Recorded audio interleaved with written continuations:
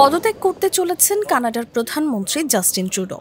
3টি সূত্রের বরাত দিয়ে দেশটির সংবাদ মাধ্যম দ্য গ্লোবাল অ্যান্ড মেইল জানিয়েছে, কানাডার ক্ষমতাসীন দল লেবার পার্টির দলীয় প্রধানের পদ থেকে সরে দাঁড়ানোর সিদ্ধান্ত নিয়েছেন প্রধানমন্ত্রী।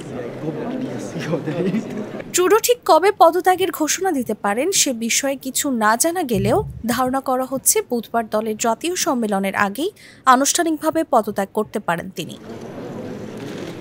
আরও জানা গেছে, জাস্টিন ট্রুডো এরই মধ্যে তার অর্থমন্ত্রী ডমিনিক লে ব্ল্যাঙ্ককে অন্তর্বর্তীকালীন নেতা ও প্রধানমন্ত্রী হিসেবে দায়িত্ব দেওয়ার বিষয়ে আলোচনা করেছেন।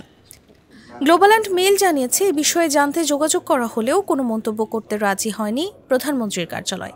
নতুন নেতা বাছাইয়ের আগ পর্যন্ত জাস্টিন ট্রুডো প্রধানমন্ত্রী হিসেবে থাকবেন কিনা সে বিষয়টিও এখনও পরিষ্কার নয়।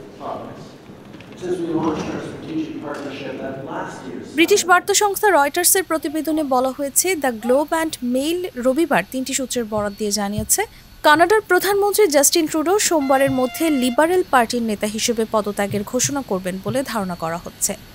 সূত্রগুলো গ্লোব অ্যান্ড মেইলকে বলেছে, তারা নিশ্চিতভাবে জানে না যে ট্রুডো কখন তার পদত্যাগের পরিকল্পনা ঘোষণা করবেন।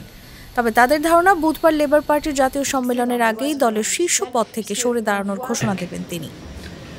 Immigration is essential for Canada's future, but it must be controlled and it must be sustainable.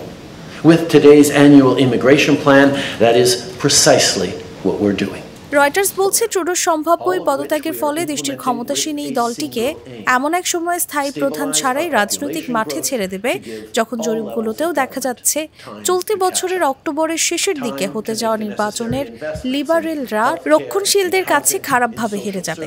অবশ্য ট্রুডো পদত্যাগ করলে নতুন সরকার গঠনের জন্য অক্টোবরের আগেই নির্বাচনের আহ্বান জানাতে পারে দেশটির রাজনৈতিক দলগুলো। Because in the tumultuous times as we emerged from the pandemic between